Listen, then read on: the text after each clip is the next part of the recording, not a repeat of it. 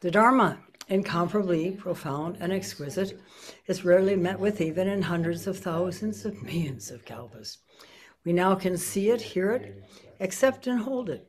May we realize the true mind of the Tathagata. Today is the 5th day of this 7-day sesshin at Mountain Gate in northern New Mexico in June 2024. And continuing with teachings on the precepts, I want to mention that I spoke of the Vinaya precepts yesterday. Those are the rules of monks and nuns that were established in the time of the Buddha, and that they were kept regardless of how appropriate they were as time went on and cultures changed, because the disciples, the most senior disciples of the Buddha, had decided they couldn't agree on which ones should not be kept and should be eliminated.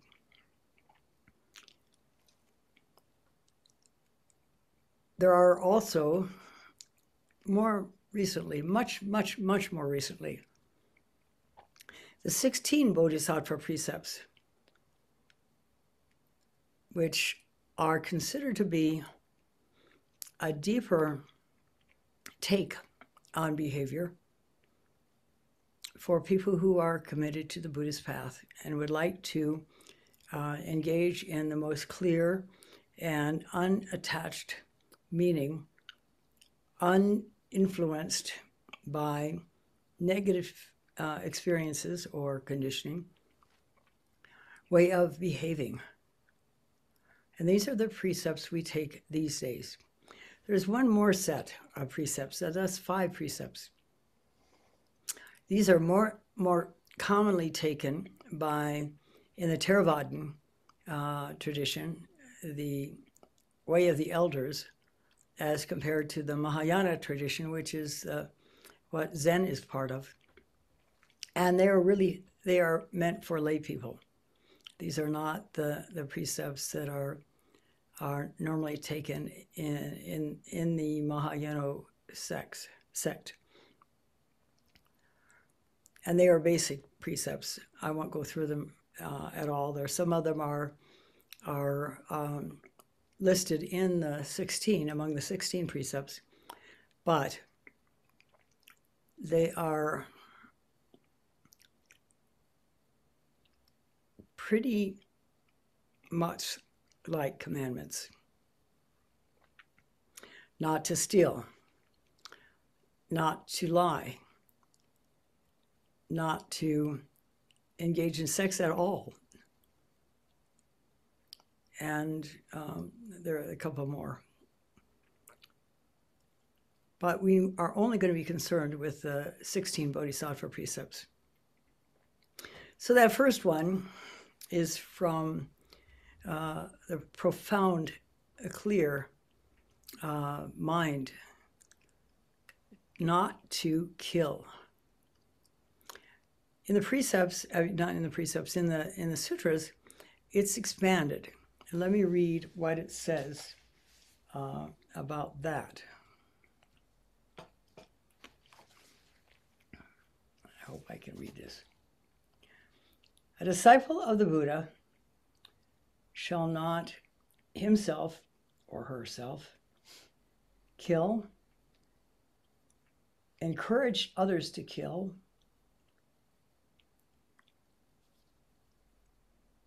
by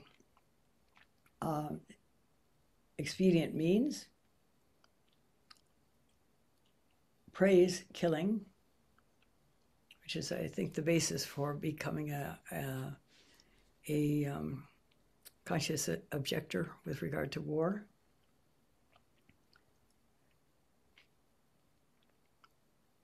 Rejoice at witnessing a killing,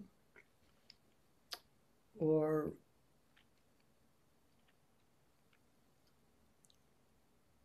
conditions, methods, or karma of killing.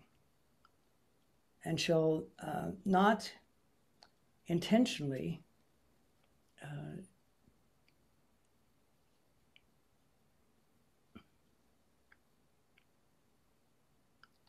kill any living creature. As a Buddhist disciple, he or she ought to nurture a mind of compassion.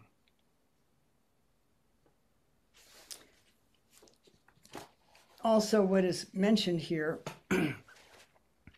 is to not cause deaths through devious means, and I can mention one of those right now.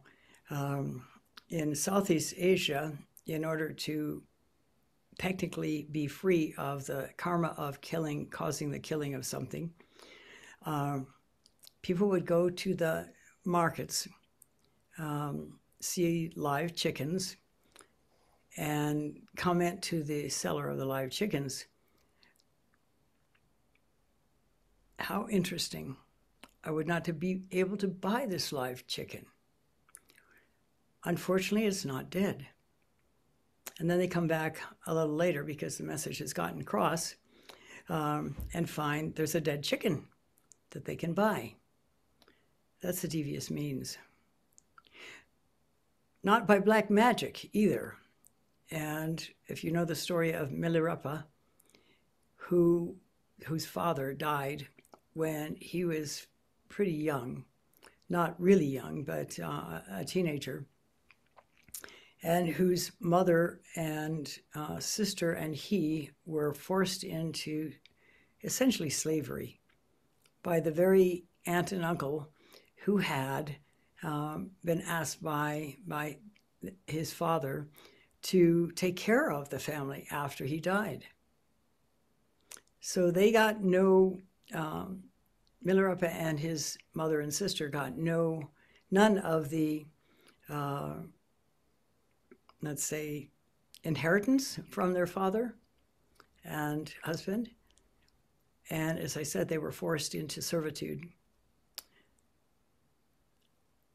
Mitra-roshi's mom got increasingly upset about this. And she finally told Mitra-roshi, "You've got to go and learn black magic so you can cause some deaths, so we can get even with this unscrupulous family members." And she sent him away to learn black magic, which he did. As part of his training, he caused an out-of-season snowstorm that ended up creating a famine because the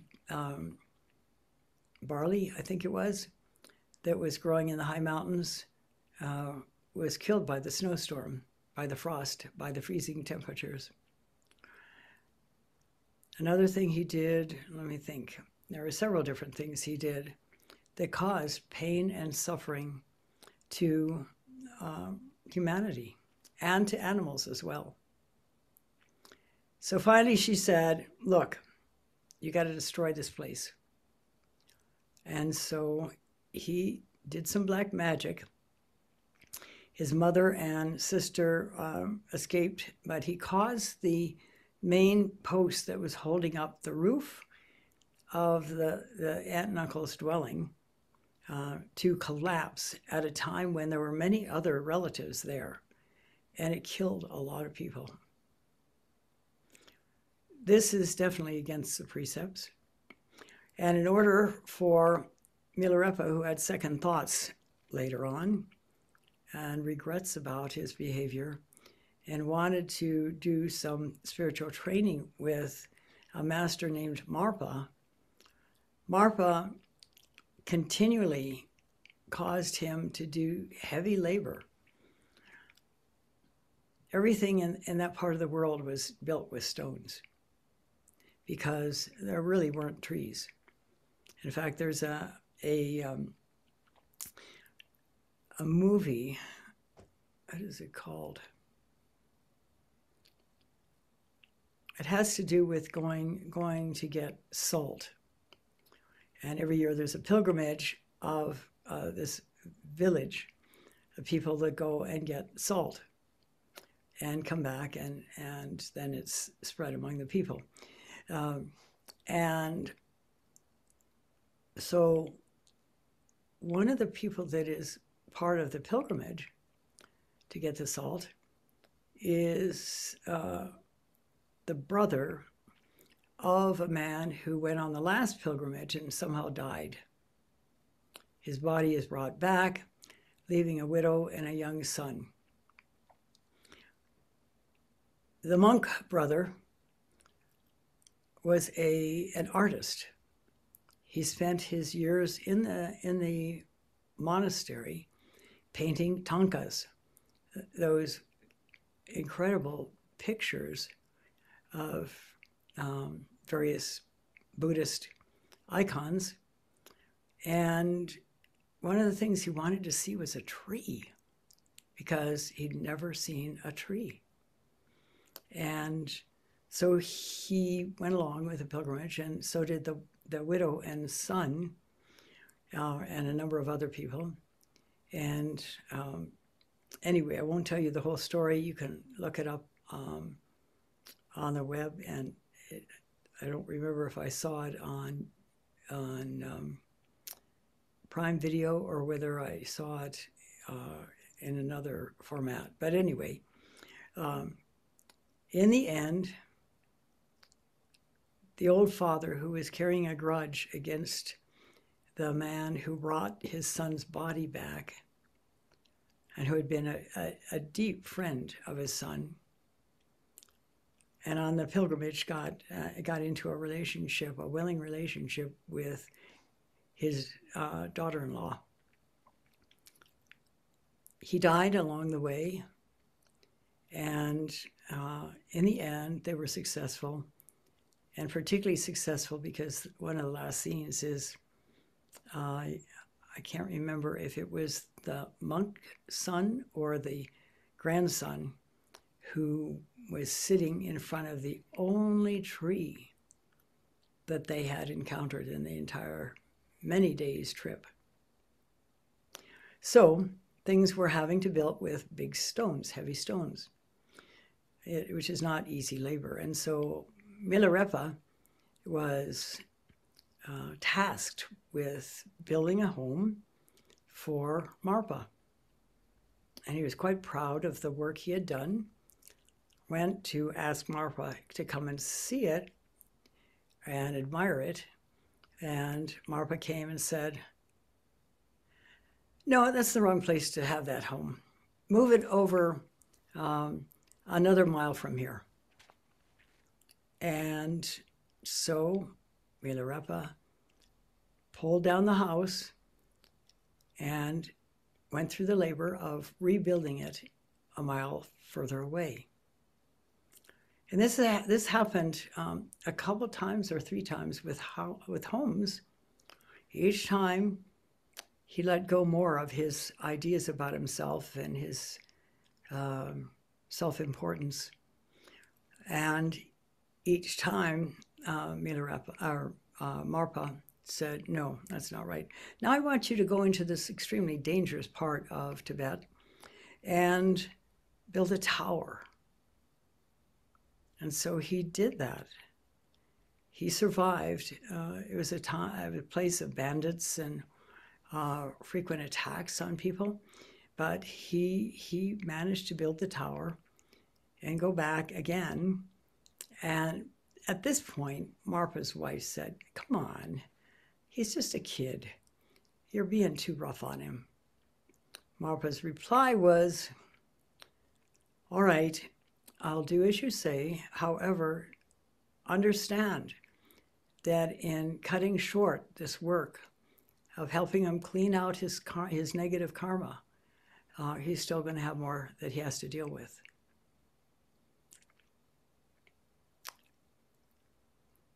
So that is an example of karma and an example of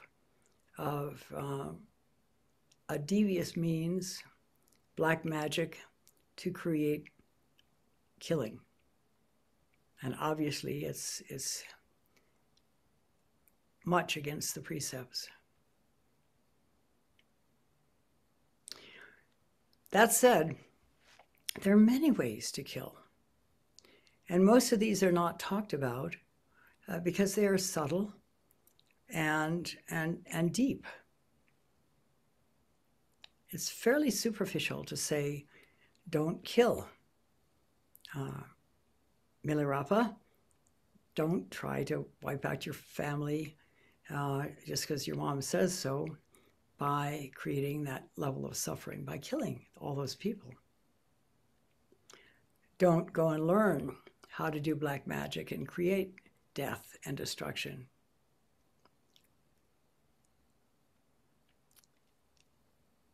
Those are pretty obvious. Then there is the challenge of adhering to the precept literally, superficially, without any real understanding of what it means.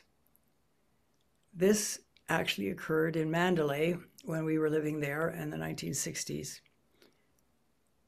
At one point, a rabid dog raced through the neighborhood for 3 days, biting people, 8 people in total, and one of them was a pregnant woman. There was no antidote for rabies for human beings in Burma at the time. And so all of those people, including the infant not yet born, died. When it had been racing through the area, ran through our yard and the whole neighborhood, frothing at the mouth and biting things and howling. There is a particular type of howl that I will never forget. That is the howl of a dog with rabies.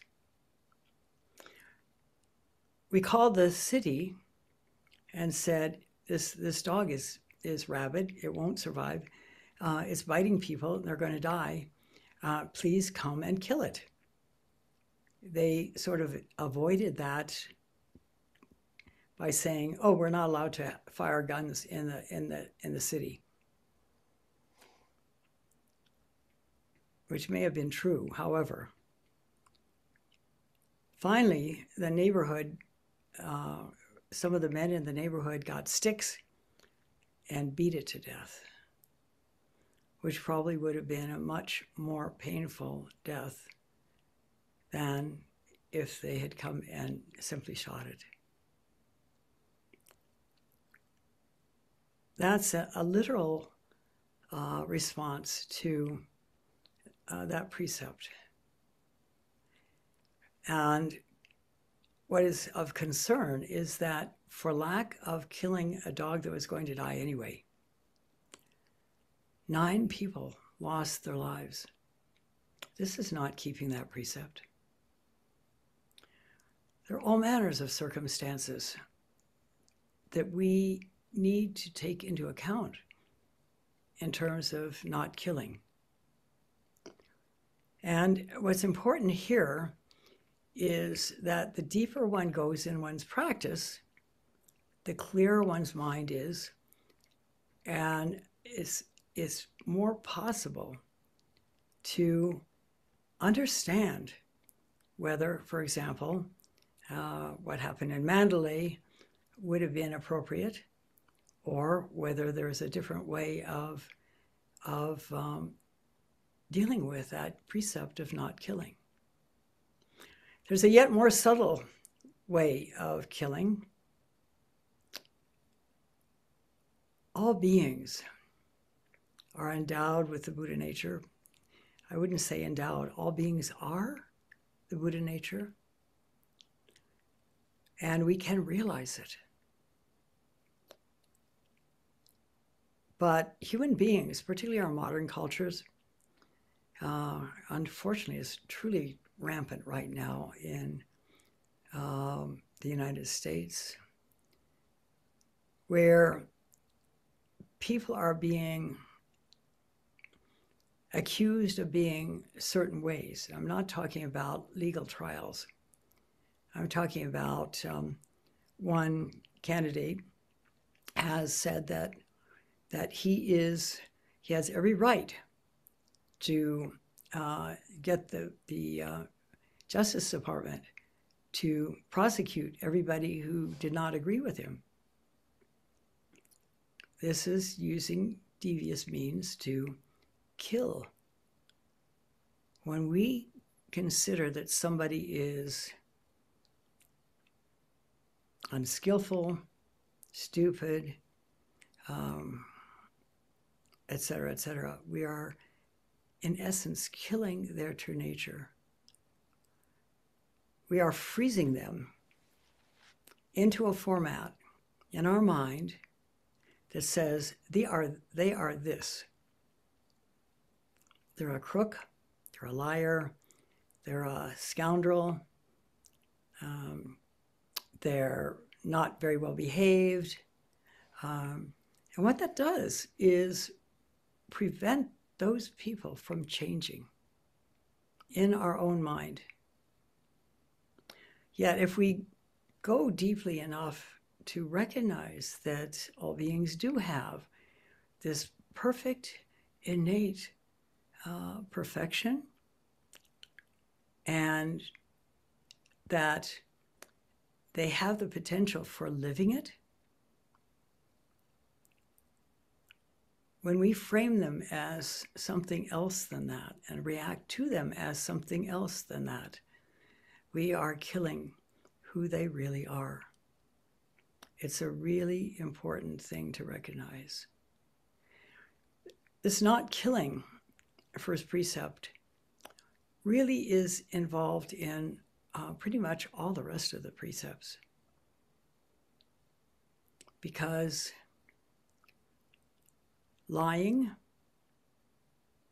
under certain circumstances, is killing. Consider that. Now, with regard to killing and lying, during the Second World War, and D-Day was just celebrated at Normandy Beach, there was a 102-year-old veteran, Navy veteran, who was headed over to help celebrate. And he ended up dying en route in a hospital in Germany. Had the people that were illegally housing Jews in their attics or behind hidden walls, had not lied, if the Nazi Gestapo had come to their door and said, "We hear you've got Jews in here, do you?" And they say, "Oh yes, we're being honest about this. Yes, we do."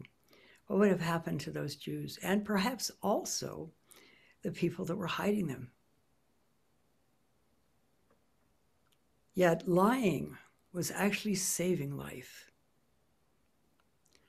So the precept is not at all as simple as we can assume it is.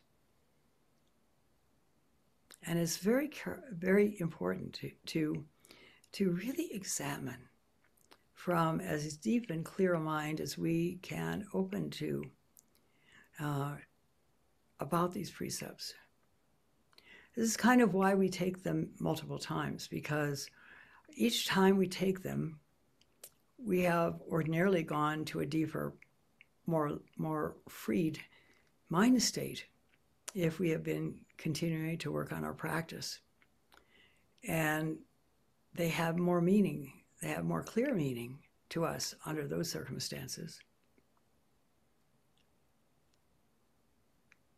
This is the precept of not killing. This is an exploration of the precepts in general.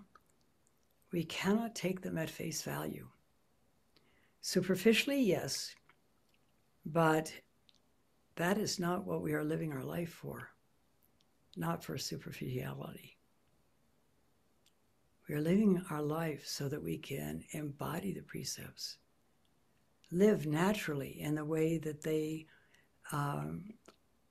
encourage and speak of.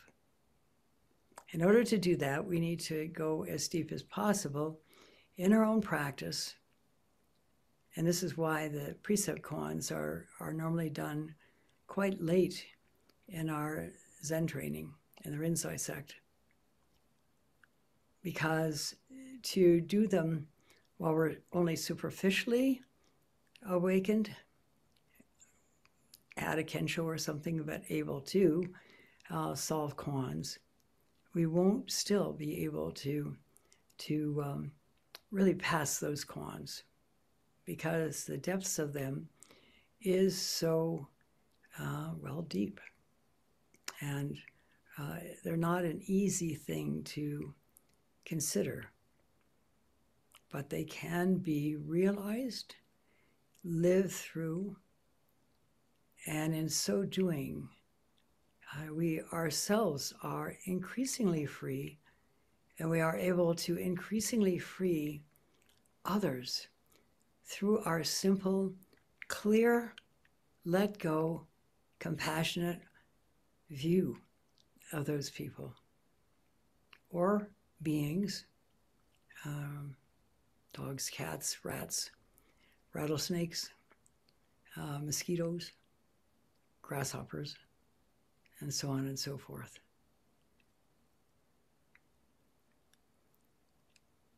So really, if you are truly able to live that first precept of not killing, you're really living all of them at a depth that is important to reach. And we'll continue tomorrow to go into some of the others. But recognize that they are not as simple as, for example, the Ten Commandments in Judaism and Christianity. They are, if you will, considerably deeper, more flexible, and ultimately more effective. So I thank you for listening. We'll stop now and recite the 4 vows.